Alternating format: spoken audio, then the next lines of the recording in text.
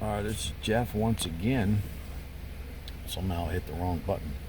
So we're going to go over the scanner class again for everybody. This is the fuel trim, short-term fuel trim, STFT, long-term fuel trim, LFTF.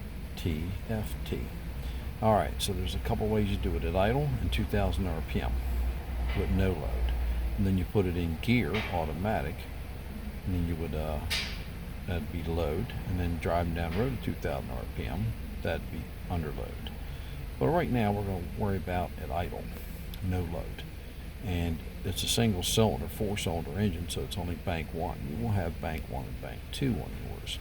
That's not the important part. You're going to look at each bank as a separate engine.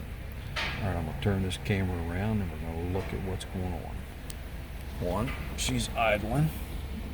Okay, you see it? Right around 800. Okay, and I already brought up the readings. Yeah, this is a fancy snap-on scanner.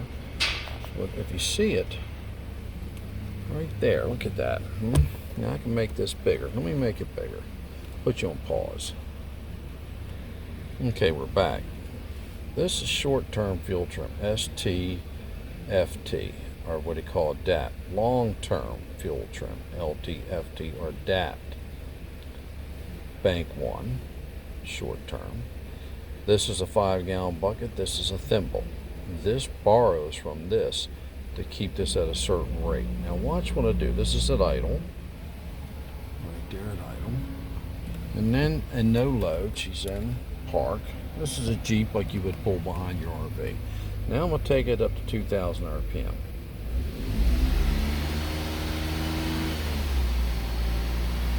And I'm going to hold it steady.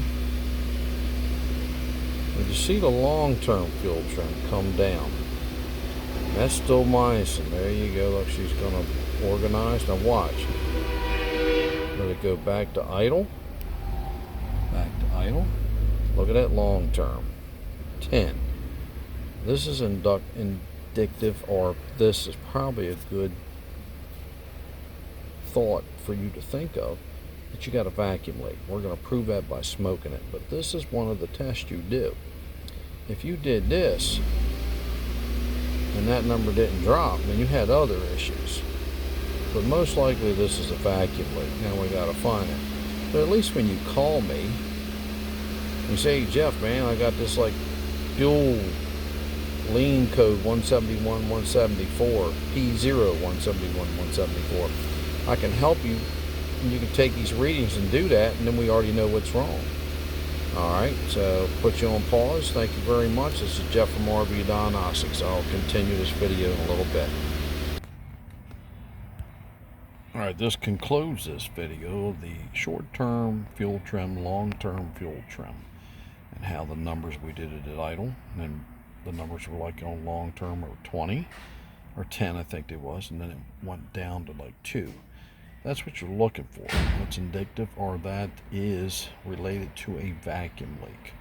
So I know you don't have a smoke machine or nothing like that, but you could use like spray water in there, or you could spray a flammable, but you gotta be very careful on that one.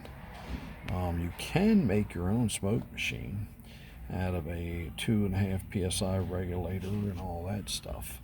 Pretty neat. You can make it out of an old spray body shop sprayer can and put it on with transmission fluid and put it on a single burner. I did that like 30 years ago to solve some of these problems. But thank you. This is Jeff from RV Diagnostics. Remember, there's plenty of other videos. Also, there's a website, www.rvdiagnostics.com. The link will be down below. And also there's a YouTube channel here. And for y'all interested, there's the Facebook page called RV Diagnostics. It's about diagnostics, but I just love the heck out of RVs.